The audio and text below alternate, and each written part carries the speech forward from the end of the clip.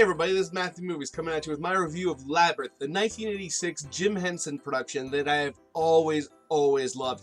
I remember seeing this movie as a kid and just being blown away by how fantastical it is and the amazing visuals and just the story and how imaginative it is and just so cool. I love so many of the characters. I have seen this movie many times. I remember, if you remember back in the day, a Cheerios promotion around this where it was like pictures of all the different puppets or Muppets on the box. Please hit that comment section below and let me know that you remember it too, because it always blew me away. There was like the stickers that were in it and I was just absolutely loved it. But anyways, back to the movie. I just dig this movie like no other. I think it's so much fun. It's right up there with like the Goonies and other movies like that for me when I think of my childhood and the Never-Ending Story. These are the movies that all come to mind. I mean, right off the hop, I always remember the character of Sarah, played by Jennifer Connelly. I gotta say, when I was a kid, I had quite the crush on her. I thought she was a very interesting character, and she's just dropped into this world. It reminds me a lot of Alice in Wonderland in that regard, where she's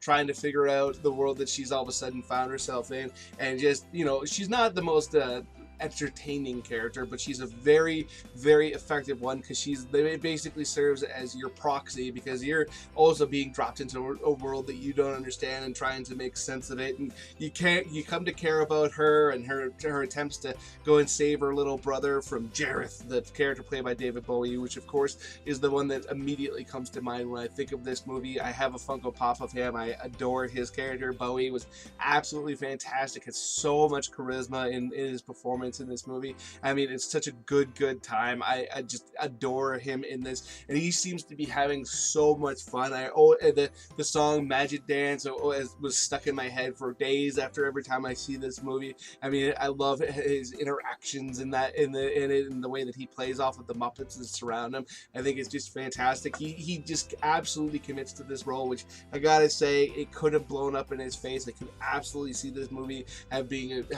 been a complete joke, and his attempt at acting in it could have really made him look ridiculous, but fortunately he did team up with the Henson Company, so he had a little bit of faith in them and he really went for it, and I think that is integral to the success of this movie, as are so many of the Muppets. I mean, obviously, I grew up watching the Muppets like most people in Sesame Street, so I was right there to see more Muppets, but there are so many interesting new characters in this. Like, I mean, Ludo, the big kind of dog wolfy kind of character that I think is absolutely fantastic. He's a little dumb. He's not really, you know, doesn't talk a lot or anything like that, but he's just lovable and faithful, and he, like I said, reminds me a lot of a dog, both in the way he looks and the way he acts.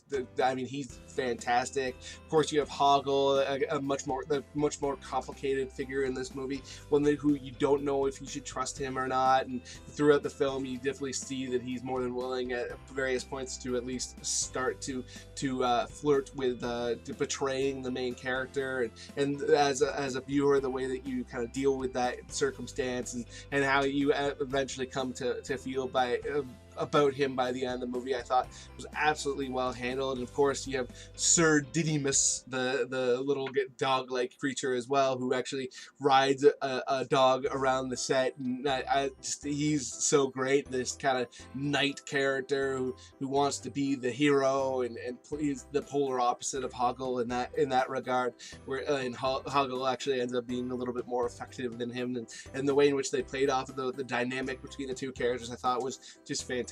And I mean, some of the lesser characters, like the junk lady, I mean, just such a visually fascinating character and freaky, and this movie definitely has some elements in it that are kind of out there like that. And I mean, the junk lady, when you look at her, I mean, it reminds me in some regards of the lady from Home Alone 2, where if you were walking along the street and you saw her, you might, you know, try to cross the road to get away from her. Of course, this is Labyrinth, so there aren't any traditional roads, but she looks like she looks crazy and crazed, and all the junk that she carries around with her, but then when you actually interact with the character, you kind of come away with an interesting perception of her as well. And of course, the Fireys. I mean, you have that whole fiery dance, which, I mean, right off the top, even when I was a kid, I remember thinking, well, that doesn't look very good, and especially now as an adult, I mean, that effect could have been handled differently and looked a great deal better, but still is a moment that has stuck with me for all these years. And